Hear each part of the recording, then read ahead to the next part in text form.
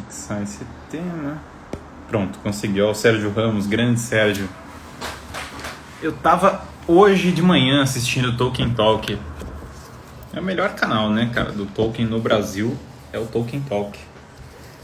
Então uma alegria sempre grande ver o Sérgio por aqui. Vamos ver. Lembrando que vocês podem mandar as perguntas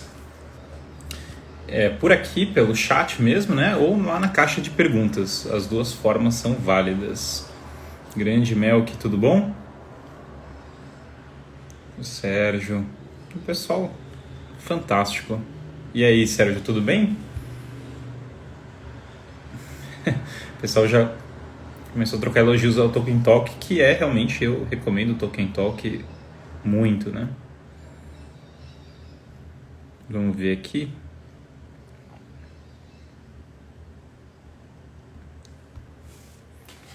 Vamos ver, Portugal é um bom país para morar?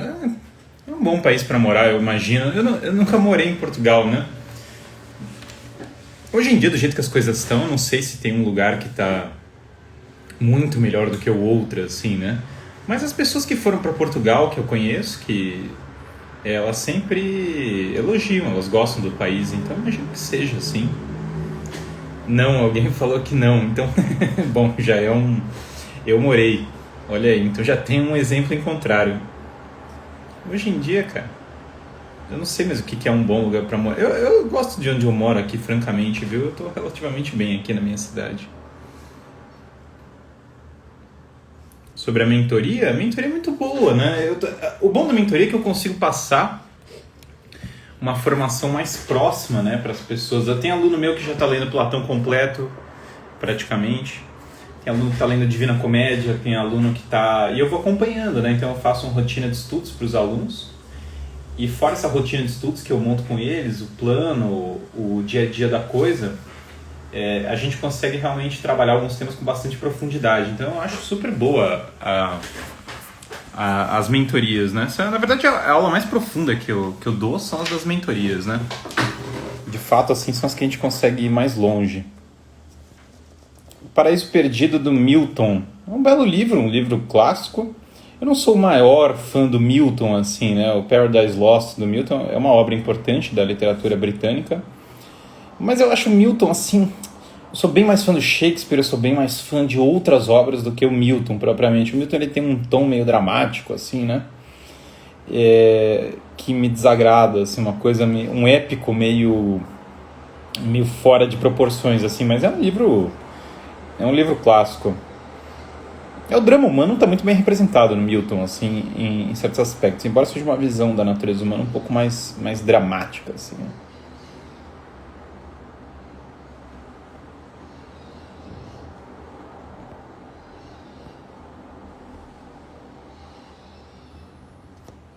Então, a mentoria é ali no guilhermefreire.net, é só mandar uma mensagem lá, né? Daí tem o WhatsApp com as informações para a mentoria, né?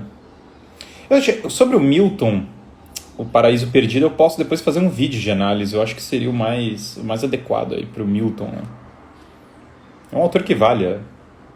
Um autor que é muito desconhecido, aliás, britânico de um período semelhante, é o Christopher Marlowe, que escreveu o Fausto, do Christopher Marlowe. Bem interessante esse livro, viu? Muito pouco conhecido. Uma pergunta meio nada a ver. Tu é colérico, né? Eu sou colérico, eu sou bastante colérico. Aliás, um fato que eu imagino que seja despercebido da minha pessoa. Eu imagino que a maioria de vocês não imaginem, mas eu sou uma pessoa bastante rebelde, na verdade, né? Eu era assim já no... no colégio, desde pequeno, assim, eu era um aluno muito, muito rebelde. Eu sempre tô numa constante rebelião contra o sistema. Daí eu me revolto com as coisas e tal. Mas eu sou tranquilo, eu tô realmente trabalhando a serenidade, assim. Mas é engraçado, eu tava meditando sobre isso de manhã, que de fato, desde criança, assim, acho que eu tava a primeira vez que eu me vi como revoltado em relação ao sistema, eu tava na 4ª série, né? E aí eu olhei e a professora começou a fazer uma exposição de socialismo, né? E daí eu olhei para aquilo e falei, meu Deus do céu, que coisa estúpida. Eu lembro bem, assim, desse dia, eu tava memorando isso. Falei, meu Deus, que coisa estúpida, essa mulher acredita nisso, não sei o que. Daí eu desesperado, né? E daí eu olhei pro lado, assim, meus colegas com o dedo no nariz, com a cabeça embaixo da mesa, mandando bilhetinho, falando, cara, esses caras não estão vendo, assim, o que tá acontecendo, né? Esses caras não enxergam, eles não veem que tem uma coisa acontecendo aqui na frente. E os caras não, os caras, assim, realmente dormindo e tal. E aí eu olhei e falei, cara, isso aqui tá tudo errado, esse sistema é errado, a gente vai ser... Aí eu lembro que na época, um período parecido, eu tava... Volta desse período, né? Foi a primeira eleição do Lula, nosso grande salvador do Brasil, né? E eles empolgadíssimos, assim, que o Lula ia salvar o Brasil e não sei o que. E eu lembro falando, gente... Aí eu lembro que eu tive uma realização, eu era criança, né? E eu falei, gente, esses adultos são retardados, eles são realmente retardados, eles não conseguem raciocinar direito, eles são burros. Os caras votaram nesse cara, esse cara não vale... E assim, ninguém ao meu redor achando isso, todo mundo achando que era um negócio assim super chique, assim, né? Eu estudava num colégio caro em São Paulo e a galera daquele perfil com chique, socialista chique e tal, e eu pensando, cara, o que vai acontecer com esse país? A gente vai virar tipo uma pocilga, né? Vai botar um socialismo e tal, e essa mulher acredita... Então eu lembro que nesse período aí, quarta série, terceira série, não lembro agora qual foi Foi a partir dali que eu virei um revoltado contra o sistema. Eu falei, cara, aí eu meio que fiz um juramento. Sabe que nem o Átila? O Átila, né? Átila não, desculpa. O Aníbal. O pai dele fez um juramento de sangue com o Aníbal, né? Tipo, cortou a mão e derramou sangue no Aníbal. Das Guerras Púnicas. Aliás, quem não conhece a história das Guerras Púnicas, leiam, né? Maravilhosa. Guerras Púnicas é um episódio importante do Ocidente. E ele derrama o sangue e fala, filho, você vai jurar nunca mais ser amigo dos romanos, né? E daí o Aníbal, ele pegou depois o elefante, atravessou os Alpes e tal, e foi invadir Roma. E eu, desde esse período, eu meio que... Eu lembro que eu olhei aquela professora apresentando, né, esse negócio socialismo e tal na lousa, e eu falei, cara, eu tô fazendo o juramento do Aníbal, entendeu? Eu vou atravessar... Tipo assim, eu nunca vou aceitar esse sistema, eu nunca vou baixar minha cabeça pra essa porcaria. Realmente foi um negócio que eu... Engraçado que isso demorou pra... Depois se manifestou numa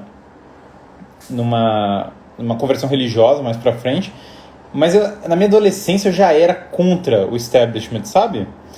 E eu tenho pra mim que você não consegue ser bem educado se você não for contra o establishment. Se você aceitar esse establishment tal como ele é constituído, se você aceitar esse esquema, né?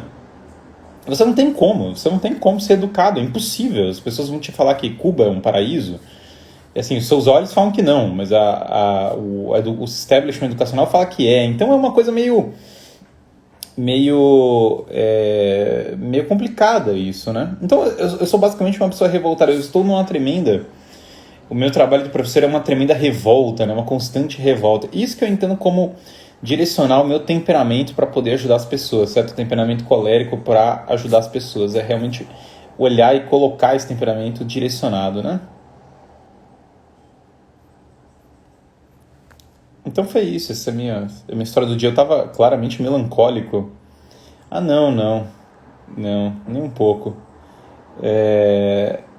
Nem um pouco melancólico. As pessoas acham que é melancólico meu temperamento, mas realmente não é. Porque eu gosto tanto do Akira Kurosawa. Não é que eu gosto tanto assim do Akira Kurosawa, assim como se eu fosse o maior fanático do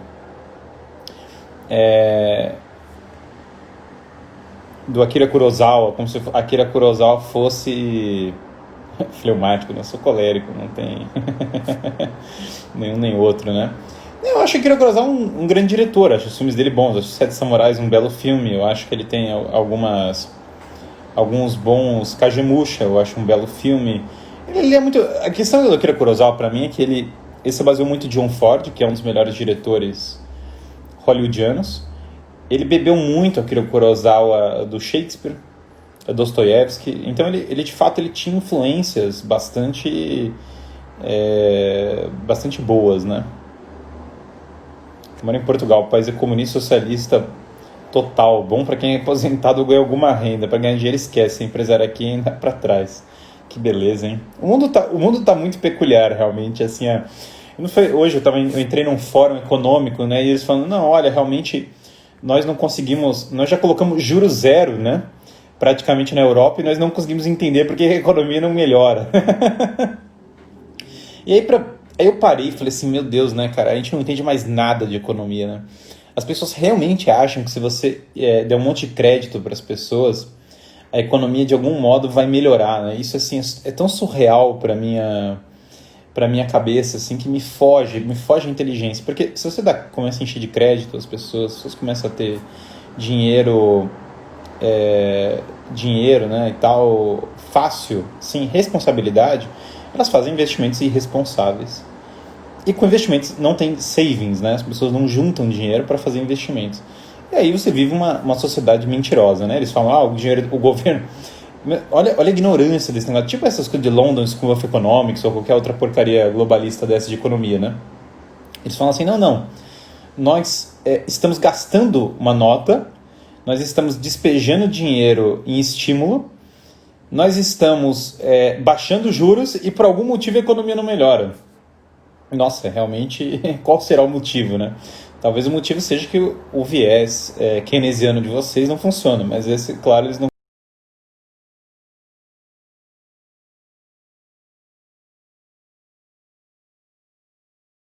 Cavalaria ocidental que ele pegou lá com o John Ford, ele entendeu isso com um certo existencialismo lá do Dostoiévski, e ele aplicou isso no contexto do Japão. É bem interessante, na verdade, no cinema do Akira Kurosawa.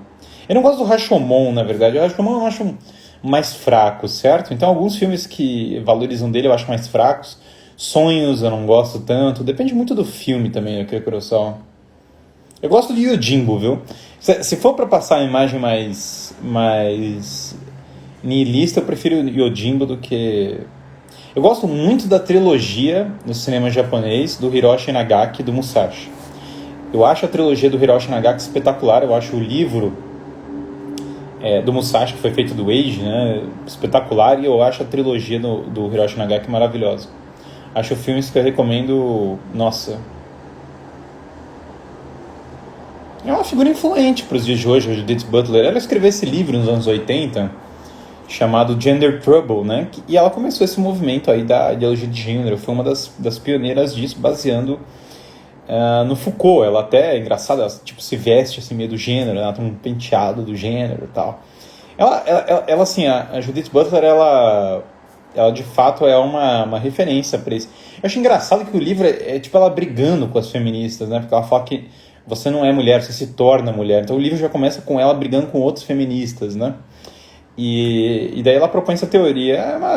É uma consequência natural da noção de desconstrução da natureza humana. Se você diz que a natureza humana é fluida e é mutável, naturalmente você vai querer desconstruir igualmente o gênero. Obviamente isso é errado, obviamente isso não é uma ideia válida, obviamente isso não deveria ser ensinado para as crianças, obviamente isso não é um negócio válido, um negócio que contraria a biologia e tal, mas a ideia dela é que o gênero é uma coisa performática, né? Você faz uma performance do gênero, então tem o elemento de performance e tal, é como ela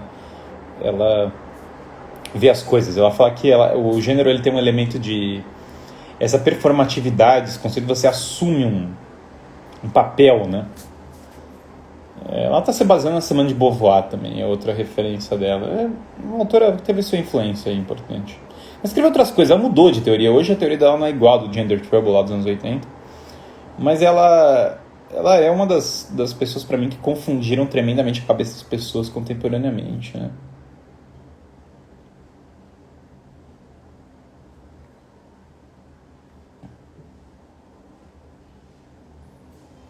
Eu não sou tão fã do Goethe assim, né? O Goethe, claro, é um autor importante, mas Fausto, melhor do que o Sofrimento... O Sofrimento do Jovem Werther, eu acho que virou, assim, um ícone de adolescente revoltado que não vai pra lugar nenhum, assim, sabe? Eu acho um livro meio... aquele tipo de romantismo, assim, que eu acho insuportável. Agora, o Fausto eu acho superior. A Teoria das Cores, eu sei que tem gente que já usou para estudos interessantes, mas realmente a parte do Sofrimento do Jovem Werther, essa coisa mais do romantismo, assim, eu acho fraquíssima no Goethe. Mas o Goethe tem os seus méritos, mas não é um autor que eu particularmente me empolgo com Goethe, não. Qual a sua opinião sobre veganismo? Vai contra a ordem de Deus? É espiritualmente mais elevado? Não, é super elevado, cara. Se você for vegano, você começa a levitar, você vira um ser superior, né? E aí você agora é melhor do que a humanidade porque você não come carne. Eu acho isso ridículo, eu acho... A ideia, o argumento... Assim, se o cara for vegano por motivos, sei lá, quais que sejam, certo? De saúde, eu talvez não tenha uma objeção a isso, se é que exista isso, porque pra mim, sei lá, não faz bem pra saúde. Mas assim, eu não vejo... Eu acho assim, um argumento moral em defesa do veganismo é tolo ao extremo, né? Eu acho o veganismo uma coisa tonta. Eu realmente acho um negócio muito besta. E a pessoa se sentir moralmente superior porque ela não toma leite, assim, um negócio... Eu fiquei imaginando os antigos, né? Os antigos tinham, claro, alguns deles que não comiam carne, mas a ideia de que assim, eu não bebo leite, eu sou um ser superior, cara, isso para eles seria tão estranho, né? Que ponto chegou o Ocidente para realmente essa ser uma moda, né? Eu realmente... Não, os trapistas... comparar os terapistas com o veganismo realmente não dá para comparar. O nível espiritual dos veganos é muito superior, eles são realmente pessoas mais elevadas. Olha, realmente eu acho terrível, assim, né? Eu acho que qualquer pessoa que... Pra mim, veganismo combina com a pessoa ouvir discurso da Greta Thunberg, sabe? A Greta falando que nós fazemos mal pro planeta e tal. Cara, o engraçado de tudo isso é que eu acho toda essa... Eu acho uma tosqueira, obviamente, o veganismo, mas eu sou totalmente pró ambientalismo no seguinte sentido. Eu acho, não ambientalismo, mas talvez para meio ambiente, eu não sei. Eu acho que deveria ter árvores no meio das cidades. Eu não gosto dessa cidade cheia de concreto. Eu acho isso insuportável, esse monte de concreto, um monte de fábrica. Eu não gosto dessas coisas. Eu acho que para mim tinha que ter rios despoluídos e árvores e tal. Mas assim, isso para mim é até óbvio. Para mim tem que se preservar as espécies animais também. Eu acho isso fundamental. Agora, qualquer coisa além disso já me parece muito estranho, certo? Eu falo assim, não vou comer carne animal porque daí eu estou compactuando com os sofrimentos animais. Quer dizer, eu acho isso uma coisa muito desordenada. Se Cristo comia peixe, quem sou eu para me achar superior a Cristo, achando que eu realmente sou um ser mais elevado que eu não como peixe? Então tem uma certa confusão da diferença do homem para os outros animais, né? E a outra coisa é que essa coisa do ambientalismo, tal como ele é entendido, tipo assim, eu sempre tenho essa postura de ter a natureza presente e tal. Eu vibro, pra mim eu vibro com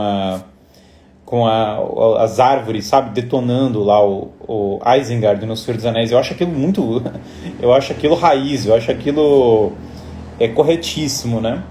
Mas assim, os caras do Greenpeace com coquetel molotov, não sei se eles usam coquetel molotov, mas sei lá, fazendo a placa e deitando no chão.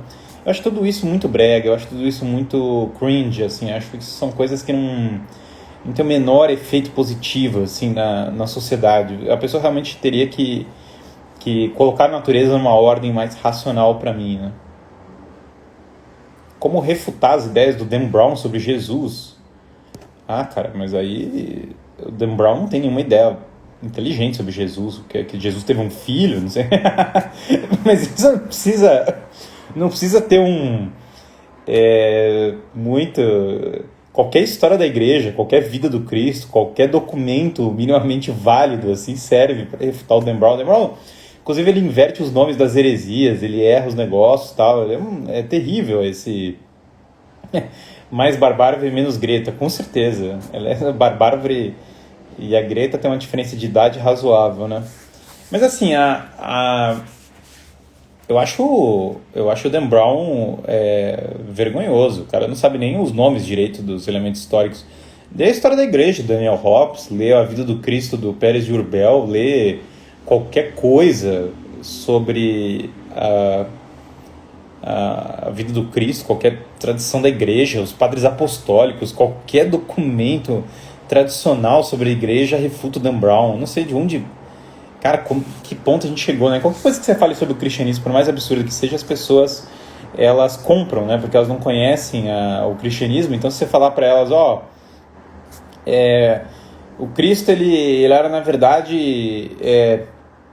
ele andava com uma K-47 e ele queria a revolta social. As pessoas acreditam, falam, Cristo era tipo o Che Guevara. Ah, não, era mesmo, tal, realmente Jesus era o Che Guevara. Jesus era um ambientalista do Greenpeace. Não, ele era realmente um ambientalista do Greenpeace e tal. Jesus era, na verdade, ele é o verdadeiro Jesus, é aqueles evangelhos gnósticos, ele era tipo um bruxo e tal. Não, realmente. As pessoas acreditam em super interessante, né? Esse é um efeito das pessoas não lerem livro, né? Se as pessoas não leem livro, elas acreditam em Dan Brown, não sei o que, elas acreditam em qualquer coisa, porque realmente assim, o Dan Brown, ele não... Eu não considero o Dan Brown um livro de ficção, nem isso. Para mim o Dan Brown sei lá, é mais ou menos assim.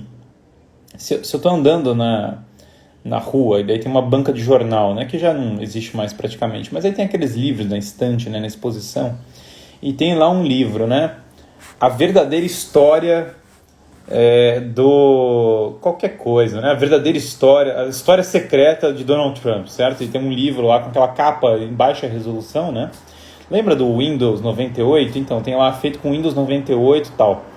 Eu não vou comprar esse livro e achar que isso é uma fonte histórica fidedigna, certo? E não tem o nome do autor, aquela coisa assim tosqueira.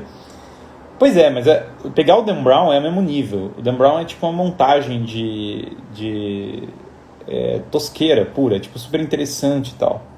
Dar credibilidade para isso, ou ler isso, é perda de tempo extrema, né? É realmente uma coisa terrível, o Dan Brown, que as pessoas leiam isso, né? Então eu acho isso muito decadente, né?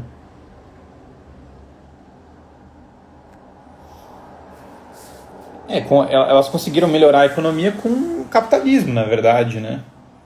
A China é comunista o governo, mas eles na verdade, eles melhoraram a economia com tecnologia e livre mercado. Eles abriram essas zonas econômicas especiais em que eles traçaram uns círculos em alguma Shenzhen, em Guangxi, em Xangai, e aí nesses lugares você pode ter livre comércio, deles baixarem imposto, tem menos imposto lá do que nos Estados Unidos. É mais barato você comprar vai ver quanto custa para você comprar um apartamento em Shenzhen. É baratíssimo, os produtos são baratos, eles não cobram imposto para nada, eles tiraram o imposto todo. Hong Kong mesmo, que eles usaram muito Hong Kong como janela para o Ocidente. Então, na verdade, os chineses receberam investimento americano, muito. Os americanos despejaram muito dinheiro na China, e depois eles abriram essas zonas econômicas especiais, né? E daí lá você tem muita liberdade de mercado, e isso fez crescer a economia, né? Eles também usaram várias guerras comerciais, eles fizeram guerra comercial, eles fizeram vários planos para melhorar a economia deles, né?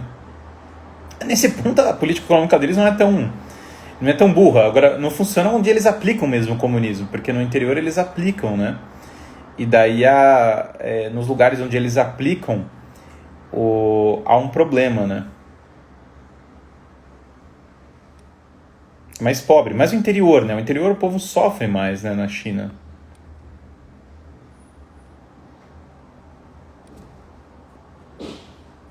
Sobre o crescimento da China... Não, eu não tenho nenhum livro aqui. Tem um livro, sim, sobre isso, mas eu não estou me recordando o nome dele agora. Depois eu pego a referência.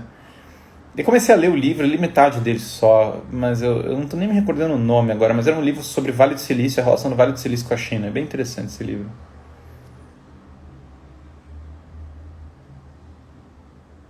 Vamos ver aqui o que mais...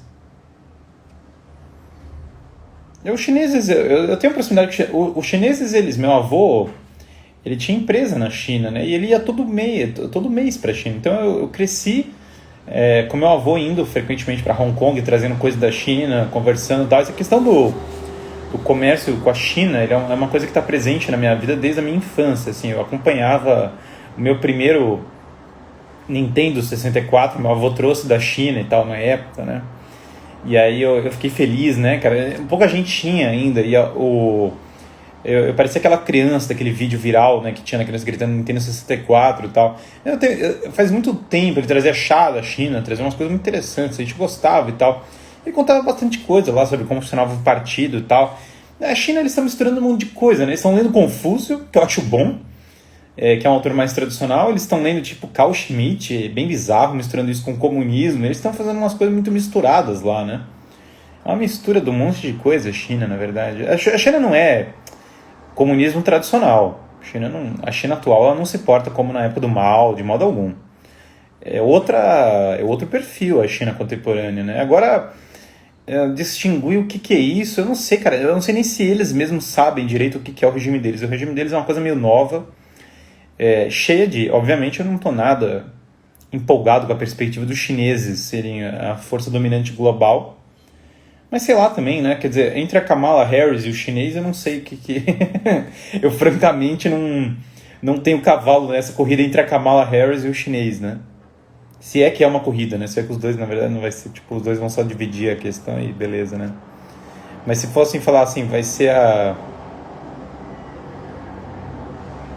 igual a comida, eles fazem de tudo. Não, mas de fato, né?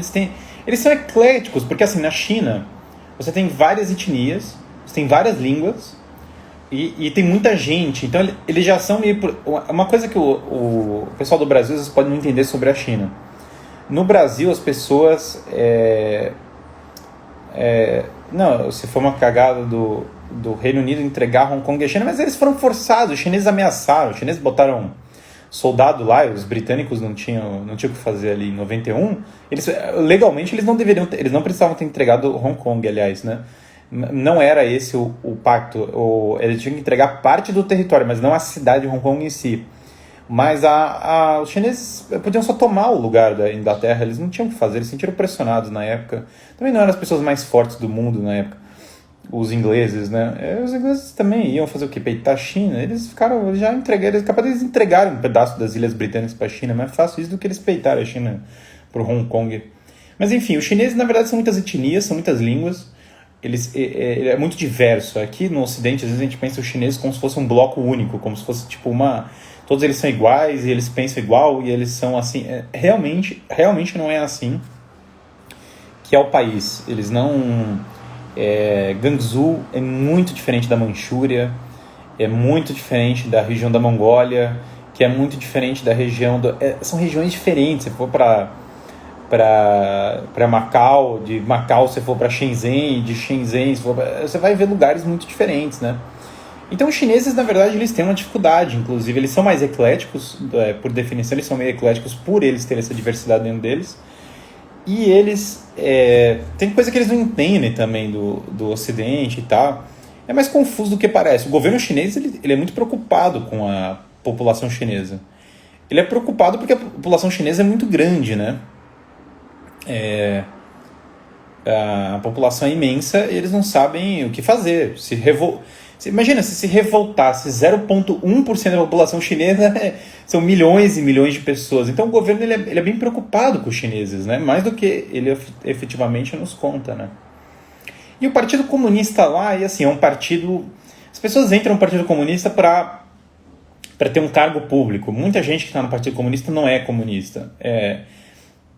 Realmente não é. São pessoas que entram para poder ter um posto... A sua carreira na China passa muito por você entrar no partido, muitas vezes, né? Ainda mais se for serviço público, né? Cidade grande ou cidade pequena, sua cidade de Chesterton tá mandando... Como assim?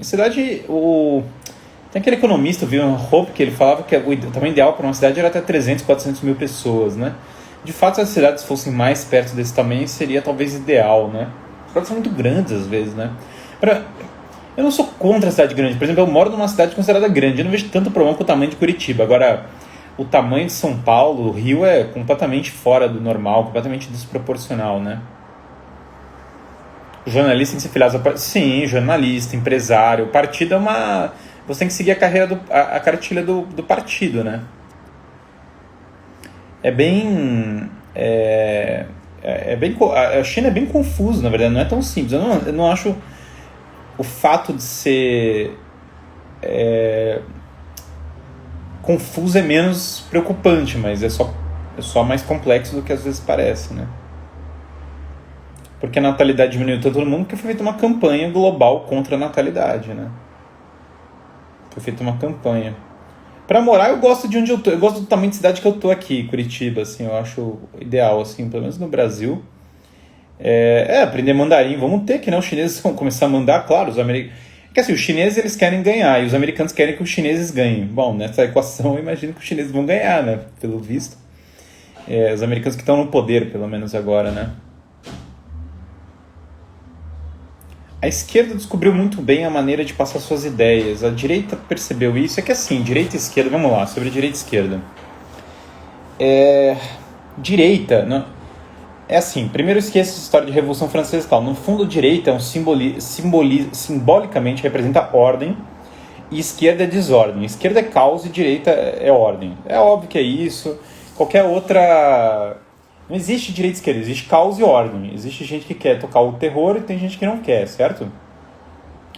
E a esquerda é a desordem, é a confusão intelectual. A esquerda é sempre nominalista. Sempre que você tem uma pauta e a discussão é, vamos liberar uma coisa que é considerada imoral, o lado que é a favor de liberar é o lado da esquerda, não é o lado à direita, certo? O lado à direita é o que é contra a liberação disso. Então, na verdade, a esquerda é mais uma dissolução dos costumes do que propriamente uma posição política unificada. Assim como a direita também é mais uma ordem, uma defesa de uma ordem, de uma organização, de um tipo civilizado. Por exemplo, o lado pró-civilização é sempre direita, o lado anti-civilização é sempre a esquerda, né? A esquerda é anti-civilização, é óbvio, isso é evidente pelas posições, pelo modo como se portam e tal. Ah, mas Guilherme, eu acho que esquerda é uma coisa dos pobres. Nunca foi. Nunca foi. A esquerda sempre foi um movimento de elite, mais pessoas da elite. Na época da Revolução Francesa já era assim. E sempre foi um movimento, a esquerda sempre foi mais um negócio para pessoas da elite poderem justificar certos domínios, né? Sempre foi assim, né? A Revolução Francesa era assim, né? E essas pessoas da elite, por que a esquerda...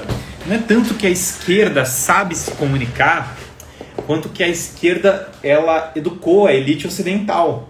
Ela tomou conta das universidades, ela tomou conta dos grandes centros de difusão de informação, né, os milionários e tal. E aí ela consegue ganhar por causa disso. O fato de você eleger um presidente de direita impacta muito pouco. Vide a eleição do Trump, muda muito pouco, porque a elite americana ela é de esquerda, né? E a elite americana ela quer a dissolução do próprio Estados Unidos, muitas vezes. Ela é meio anti-americana, né? Tanto que eles falam mal dos Estados Unidos muitas vezes, né? Então ela quer um Estados Unidos diferente, ela não quer os Estados Unidos tradicional, ela quer os Estados Unidos woke, né? Os Estados Unidos progressista, um império americano, só que de esquerda, né? Agora, eles são assim meio... Então eles são mais globalistas do que pró-americanos à esquerda, né? E eles são elite americana, então eles dominam meio que os meios de comunicação principais. Esquerda e direita é isso, no final das contas. Não é que...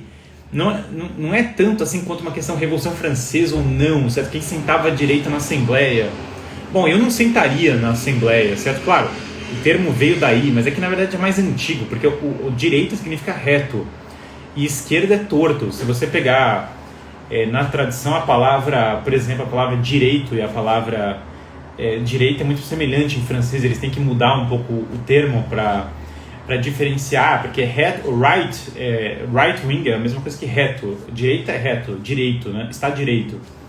Então, na verdade, quer dizer reto, quer dizer que está correto. E esquerda quer dizer torto, quer dizer equivocado, né? Gauche, em todas as línguas ocidentais é assim. Então, na verdade, o que acontece é que quando você fala esquerda, você está falando de uma desordem, né? Só que a desordem não existe em si. Então a esquerda, ela é mais anti-algo do que algo, porque não existe o caos. O caos não é uma realidade, certo? É que nem você falar assim, por exemplo, a esquerda... Não, mas a esquerda é a favor de várias coisas. Mas ela é a favor do quê? Porque normalmente é assim, ela é a favor de liberar... Ela é a favor de liberar o casamento gay, vamos supor, certo? Mas na verdade, o casamento gay, quando você fala isso, você está alterando a exclusividade do casamento anterior. Então, na verdade, você está mais soltando algo do que propriamente definindo algo. Você não é tanto pró algo como anti algo, certo? Então, a esquerda, normalmente, ela é contra algo. Ela é contra uma negação de algo. Ela não é algo, ela não tem uma proposta real. Ela é anticapitalista. Mas daí, qual é a solução? A solução é a estatização dos meios de produção. É pró-Estado, certo? Mas o Estado já é uma abstração. Então, na verdade, você está criando uma elite pior do que a anterior. Então, na verdade, o problema é que a esquerda ela só consegue ser contra as coisas e ela é incapaz de produzir algo. Por isso que ela é civilizatoriamente estéril, né? tudo que é de esquerda não produz civilização. Então, na verdade, não existe esquerda e direita, existe a civilização e os que são contra a própria civilização, né? Então, quando uma pessoa fala assim, eu sou de esquerda, eu sou, sei lá, brasileiro de esquerda, a pessoa, no fundo, ela é contra o Ocidente, contra o Brasil, ela não é tanto pró algo como anti algo, certo? E se uma pessoa falar assim, eu sou de direita, ela é de direita no sentido de que ela quer preservar algo. Então ela é de direita em relação ao Brasil porque ela quer preservar o Brasil. Tudo que você ama é aquelas leis do Robert Conquest. Robert Conquest foi um historiador americano que falou de 3 leis, né? E uma delas é que todo mundo é de direita sobre o que ama. Tudo que você ama e admira e você gosta, você é de direita sobre aquilo, né? Porque a direita propriamente é você querer preservar uma coisa. Se você odeia tudo, você é de esquerda em tudo. Se você ama algo, se você ama qualquer coisa na sua vida, você é conservador em relação àquela coisa, você quer preservar algo, né? Por isso que só uma revolta, para a pessoa ser de esquerda, tipo full time, ela tem que estar revoltada contra o cosmos, revoltada contra a realidade. É só isso, realmente é só isso. Tem muito pouco a ver com uma proposta concreta, tanto que a esquerda ela pode ser contra o livre mercado e a favor do livre mercado. Com a mesma intensidade, as mesmas pessoas do Occupy Wall Street são exatamente as mesmas pessoas que estão batendo palma pro Big Tech, para o woke capitalism, os mesmos caras, assim, ipsis literis. Mas como pode ser? Eles não eram contra o Wall Street, agora estão batendo palma para o Wall Street. É porque a questão do mercado ou do mais Estado ou menos Estado não tem nada a ver com se você é direita ou esquerda.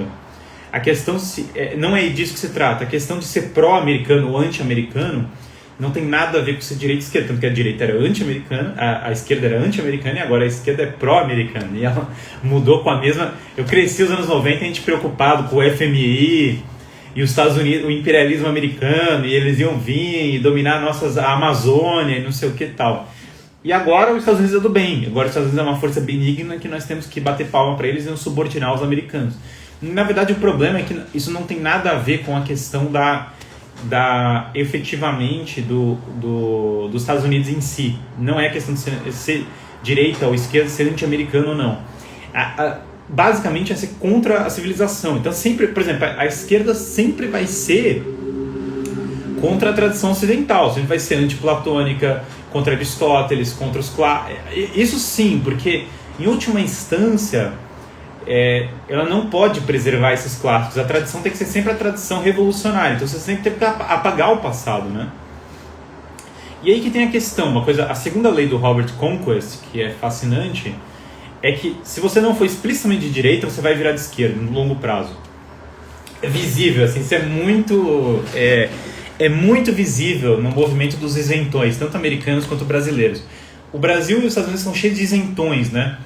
Essas pessoas que, na boa intenção, elas não são mal intencionadas, mas são pessoas que querem ser equilibradas, centristas, neutras e não sei o quê. E o que acontece? A gente vê visivelmente que quando a pessoa fala assim, ela quer agradar o fluxo histórico da decadência, ela quer agradar a entropia, ela quer agradar a decadência do Ocidente, então ela quer afagar isso. E no longo prazo ela vai se conformar ao establishment, ao poder estabelecido, que é a esquerda, que é a decadência, né? O poder estabelecido é a própria decadência, que o Ocidente ele decidiu desde o Iluminismo se autodestruir. O Iluminismo ele é um processo de autodestruição do Ocidente, ele não é uma nova fundação, ele não foi um ponto ápice, ele foi realmente uma tentativa do Ocidente se quebrar, acabar consigo mesmo, né? Visivelmente é isso, a Revolução Francesa é isso, uma tentativa de acabar com a França. E porque se entendia que era opressivo, que era qualquer coisa e tal, então a Revolução, no fundo, ela é contra a França. Então, se você entrar nesse modo, você no longo prazo vai virar de esquerda, porque você vai se conformar ao poder. Você vai se conformar a quem manda, você vai se conformar à desordem, você baixa a cabeça para isso, né? Se você não for explicitamente de direita, acontece isso no longo prazo. Agora, ser explicitamente de direita também não resolve muita coisa, porque você teria que ser pró-civilização, você teria que ser pró-ordem. Não é qualquer direita, não é qualquer anti-esquerdismo que serve para alguma coisa. Só serve se for pró-civilização. Se você for só contra a esquerda, você não consegue nada, você não vai levar para coisa nenhuma. Mas pessoas que não são... não existe centro. Aliás, pessoas de esquerda que estudam muito, de maneira muito sincera, elas tendem a virar de direita. É uma questão inevitável. Se eu vejo uma pessoa Isso é por isso que eu sei quando as pessoas vão virar de direita ou de esquerda. Por exemplo, se eu vejo uma pessoa e eu vejo que ela estuda com muita sinceridade, que ela é uma pessoa humilde, e ela é de esquerda, eu sei que ela vai virar de direita, é uma questão só de esperar, é inevitável. E se eu vejo uma pessoa que ela é de direita, eu vejo que ela é muito inquieta mentalmente, espiritualmente, eu vejo que ela vai virar de esquerda, é inevitável, porque ela, na verdade, ela está mais revoltada com a realidade do que com qualquer outra coisa. Então ela tá numa desordem da alma, e desordem da alma é a esquerda. Então, na verdade, se você... É por isso que, na verdade, por exemplo, o Trump, ele ganhou em todos os estados americanos, praticamente entre os casados.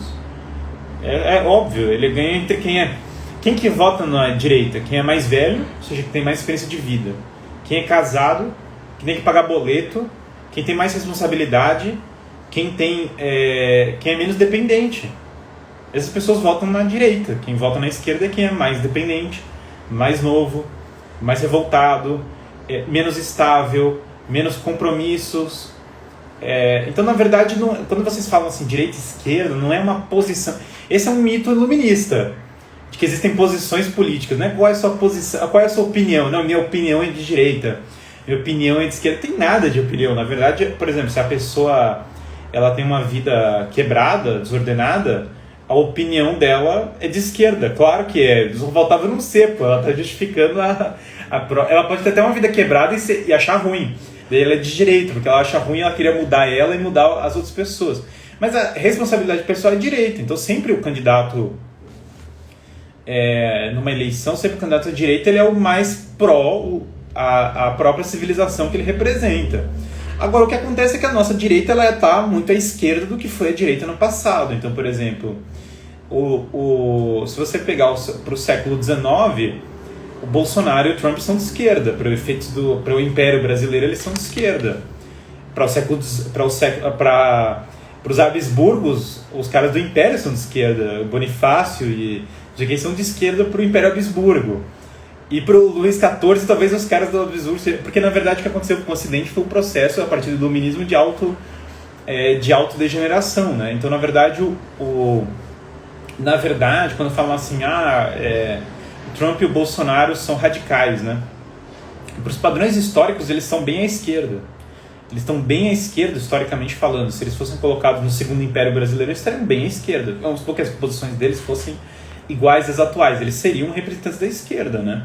Agora, o que acontece é que o Ocidente está o Leviatã, ele está nadando para a esquerda, ou seja, o espectro político, ele está fazendo o nado para a esquerda, porque o Estado moderno ele foi meio que criado pela revolução para uma revolução, né? Então, é isso que acontece. Mas direita e esquerda, então, para mim, não tem nem discussão. Não é eu não considero válida a opinião da pessoa falar para mim assim... eu acho a sua opinião, né? A sua opinião é X, Y. Não, você não tem... nesse sentido que eu falo que não existe direita e esquerda. Na verdade, são só símbolos para um fato. Ou você é pró-civilização ou você é contra a civilização. Ou você é a favor da alta cultura ou você é contra a alta cultura. Ou você é a favor de valores espirituais ou você é contra. Ou você é realista ou você é nominalista. Não existe uma discussão de dois termos equivalentes. Fulano acha que o Guilherme Boulos é uma boa e você acha que o melhor... Não acho que o Guilherme... A noção do Guilherme... O Guilherme Boulos é contra o Ocidente. Não existe a opinião de que o Guilherme Boulos é só uma opinião política válida entre várias, né? Então a esquerda é só a autodestruição do Ocidente. Se você quer votar na esquerda, você está votando para o Ocidente se autodestruir, né? Agora, se você é a favor da autodestruição do Ocidente, você pode ser de esquerda. Agora, isso é uma ideia um pouco complicada, né? Porque, beleza, então vamos destruir o Ocidente. Você vai colocar o que no lugar? Eu não vou colocar nada, eu vou colocar o caos, eu vou colocar igualdade absoluta. Igualdade absoluta, o que é isso? Ninguém sabe, né? Quando você vai descrever a sociedade comunista... Por isso que, novamente, né? Não é o projeto de algo. Quando o Karl Marx vai descrever o comunismo, ele não sabe direito o que descrever. Ele fala que é uma terra de leite e mel, ele fala que... não tem uma descrição válida do negócio, porque não tem o negócio. Você não pode descrever uma coisa que não existe. Fala, eu quero uma civilização sem moral, materialista, baseada em valores utilitaristas, coletivistas. Não existe essa sociedade, não existe essa civilização. Você não é a favor de nada, não existe o comunismo real, né? Porque a coisa... Qual que é o retrato da sociedade esquerda ideal? Não existe esse retrato. Eles não conseguem pintar um herói, uma sociedade perfeita. Não existe sociedade perfeita. Então, quando falam assim, a esquerda é a que defende uma utopia, uma sociedade perfeita, balela. A utopia foi feita por um cara reacionário, que era Thomas More. Mas qual que é a utopia de esquerda? Não tem utopia, é mais uma insatisfação, né, para isso. Agora, e claramente é um movimento de elite, continua sendo, sempre foi, continua sendo. Se você vê em quem vota no Marcelo Freixo, quem vota no Guilherme Boulos, quem vota no Joe Biden, são as pessoas da elite, obviamente são as pessoas da elite, isso é o óbvio do óbvio do óbvio. Só que como você tem um movimento de elite, como foi o iluminismo, né, você precisa ter um discurso para apelar para as pessoas mais pobres, para que elas apoiem o movimento de algum modo. Então você sempre vai inventar esses discursos, mas isso é só o pretexto, né? Falar, os trabalhadores do mundo vão unir-vos. Não, perfeito. Mas quem que vai gerir a sociedade de fato? Porque quando a revolução acontece, nunca são os trabalhadores do mundo que estão gerindo a sociedade, né? Não é real essa descentralização. Você está concentrando o poder, na verdade. Então é meio que fake. Na verdade é mais um revolta. Karl Marx sabia disso na juventude dele, tanto que Karl Marx fazia poema esotérico, né? E ele via essa, imaginativamente isso, né? Então é mais ou menos isso, assim, quando fala esquerda e direita é isso, né? Espero ter ajudado de algum modo a esclarecer isso, mas realmente não tem essa opção, né? Agora, a ordem que aí que tá a questão, você tem falsas ordens, né? O cara é de direita, mas ele quer...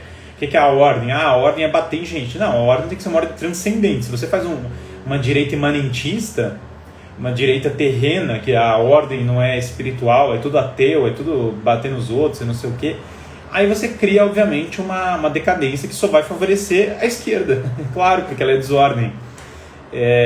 Então isso acontece bastante também, por isso que a direita de baixo nível, ela alimenta e fomenta a esquerda, claro, porque ela não defende a ordem, ela fomenta só mais o caos, né? Uma briga com a esquerda sem ter uma proposta real de ordem, né? Isso acontece bastante no Ocidente, né? No Ocidente, de vez em quando as pessoas descobrem que elas estão sendo feitas de trouxa, né? E elas acordam, elas falam assim, eu sou trouxa, fui feito de trouxa, agora eu sou de direita. E daí a pessoa fala assim, ela começa a atacar a esquerda de uma maneira impensada e sem ter uma proposta. E aí a esquerda se alimenta nisso, porque ela usa esse ataque para se favorecer, né? Minha opinião sobre o Karnal é terrível, né?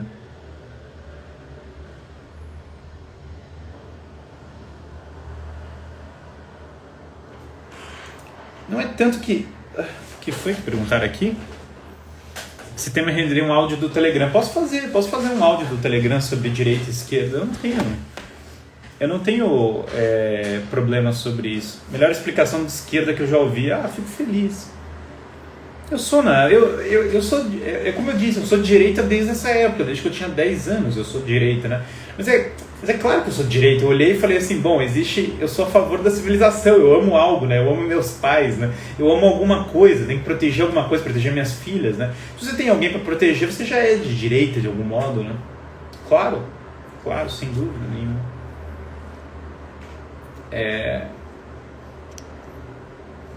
Por exemplo, como é fácil, né?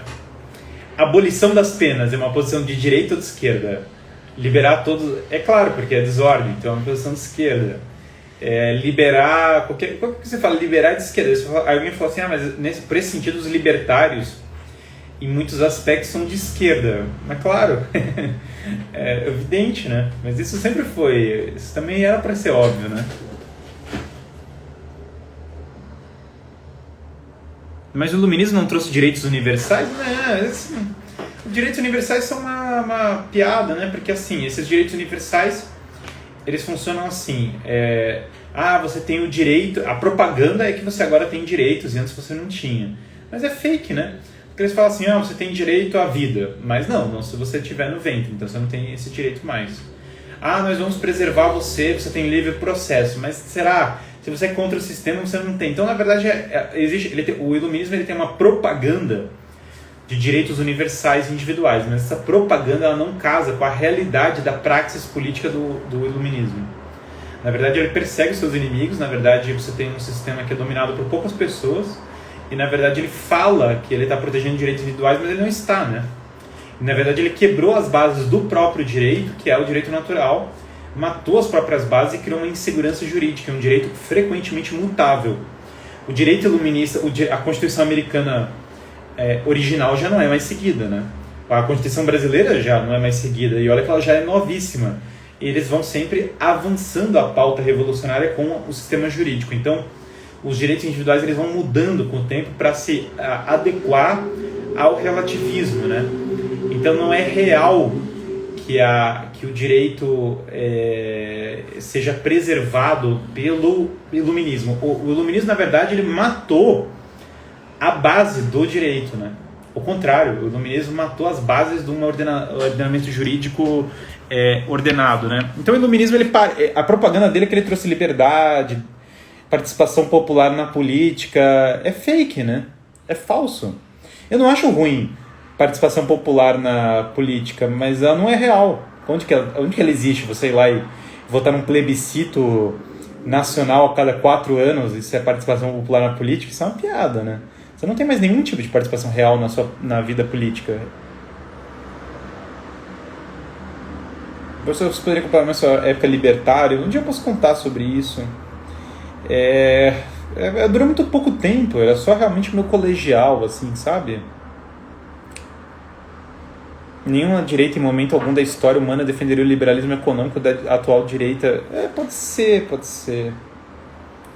Porque existem elementos do liberalismo econômico que são fundamentais para a sociedade. Por exemplo, você tem que conseguir abrir uma padaria. Isso é fundamental. Se o Estado não te deixa abrir uma padaria, você tem um problema civilizatório, social tremendo, né? As pessoas confundem e se atrapalham. Eu posso fazer um vídeo sobre direita e esquerda. Obviamente tem uma chance de eu ser cancelado, né? Por fazer esse vídeo. Se eu fizer um vídeo no YouTube, por exemplo, falando, olha, isso é direita, isso é esquerda, tal, há uma chance de eu ser cancelado, né? As pessoas não quererem ouvir o que eu estou falando, simplesmente me atacarem de maneira irracional, né? Mas a minha definição de direita e esquerda é basicamente platônica, assim, é bom e velho ordem e desordem, né? É o Voegelin, é o Platão, Tomás pensa assim. Vão bloquear o Guilherme. Pode ser que me bloqueiem cedo ou tarde, né? Me sigam lá no canal,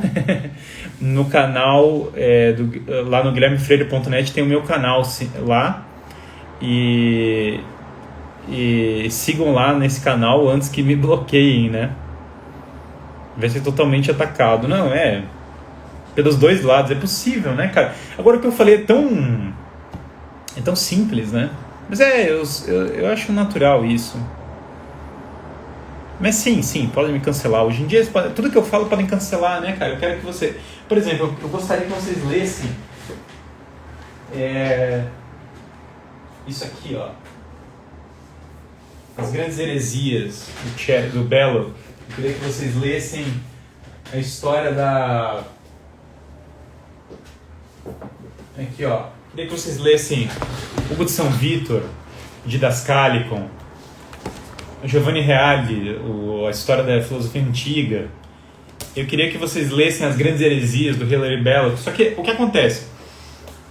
Isso aqui é passível de cancelamento hoje. Eu pegar e falar assim, ó, leiam isso, é cancelamento, é passível disso. Porque as ideias dos livros tradicionais, livros assim, tradicionalistas, Aristóteles, Platão, o Shakespeare, isso é passível de cancelamento. Eu não posso falar as ideias que estão nesses livros, né? Então essa cultura atual é anticultura, né? Por isso que eu estou falando que há um movimento anti-civilizatório, não é aleatório. Se eu te falar assim, ó, leia sobre os pré-socráticos, e isso gera uma revolta nas pessoas. As pessoas falam assim, isso é um absurdo, isso é retrógrado, isso já é efetivamente um indicativo de que nós tem um lado que é pró-cultura e tem um lado que é anticultura, né? Isso é um indicativo razoável, né? Agora, que as pessoas achem que a reação contra... imagina assim, a gente está falando, quando a gente fala de desordem do Ocidente, a gente está falando de 200 anos de crise, né? Vocês acham mesmo que a gente vai conseguir sanar 200 anos de crise atacando os caras da esquerda no sentido assim, vamos lá xingar os caras, daí a gente sanou o problema. Os caras não, as pessoas não têm o repertório intelectual para entender o que seria a civilização ocidental. Então não adianta, não é questão que eu não acho que as pessoas têm que ser combativas, eu agradeço que tenha pessoas combativas no mundo, eu acho ótimo, mas entendam que se você não sabe o que você está defendendo, como que você está lutando para defender o negócio, entenderam? Então a gente teria que restaurar essas bases, né? E esse é o fundamental, claro, né? Que isso seja muito polêmico é surpreendente para mim, assim, surpreendente. Giovanni Reale, olha, essa aqui é a história da filosofia antiga do Giovanni Reale, né? É uma belíssima obra. Agora, claro, tem gente que quer que eu não fale de política, né? Esse cara, não fale sobre isso, você não pode falar sobre esse tema. Fale só sobre os livros, mas finge que não tem uma implicação. Eu não me incomodo, eu não sou político, eu não tô nem aí para a política do dia, né? Do dia a dia. Então eu estou tremendamente preocupado que as pessoas sejam ideologicamente contra essas ideias. Então isso é um problema que enseja uma resposta, certo? Que demanda uma resposta. Tá bom, gente? Acho que é isso. Ficou essa pergunta aqui do estoicismo e cristianismo. Eu prometo gravar um vídeo sobre estoicismo, tá? Às vezes eu demoro um pouco, mas sai. Eu prometo os vídeos e eles saem, né? Sim, claro, a política permeia a nossa vida, sem dúvida. Muito obrigado a vocês que estão agradecidos, né? Então é isso, olha, não deixem de seguir lá ajudem a divulgar o canal o canal de vídeos, né? E o canal de áudios, né? Os dois estão lá no site. Conto com a ajuda de vocês, né? Nesse período de cancelamento, eu realmente conto com a ajuda de vocês para divulgar os canais, que vocês compartilhem e tal, porque a gente precisa realmente ir, na medida do possível, direcionando as pessoas para as pessoas baixarem guia de estudos, para elas irem lá para os outros canais, porque nesse tempo de cancelamento pode ser realmente, subitamente, some um perfil, né? De uma pessoa que estava acompanhando que sumiu, assim, as pessoas vão sumindo, né? Então eu conto com a ajuda de vocês para isso, né? Tá bom? Pode ser também, pode ser. Em qualquer um dos dois canais eu posso fazer sobre estoicismo. Um grande abraço aí para vocês.